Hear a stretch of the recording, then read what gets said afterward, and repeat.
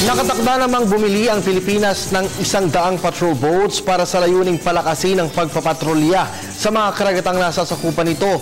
Ayon po sa Bureau of Fisheries and Aquatic Resources, kabilang sa mga naturang sasakyang pandagat ang 71 short-range boats na gagamitin sa pagpapatrolya sa mga dalampasigan, habang ang 27 patrol boats ay may kakayang habulin ang mga dayuhang poacher na iligal na nangunguha ng mga lamang dagat sa mga karagatang sakop ng Pilipinas.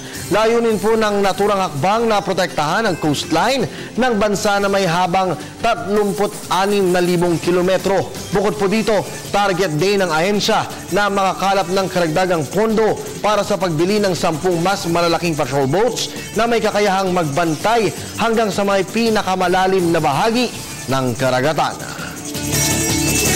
Sa iba pang balita, nakatakdang pag-usapan naman sa gaganaping Asia-Pacific Economic Cooperation o APEC Summit ang usapin ukol sa West Philippine Sea.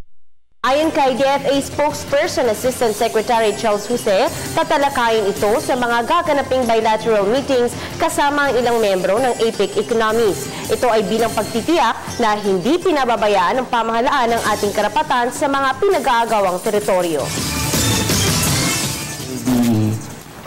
Bilateral meetings at the sideline of the APEC summit in Manila in November.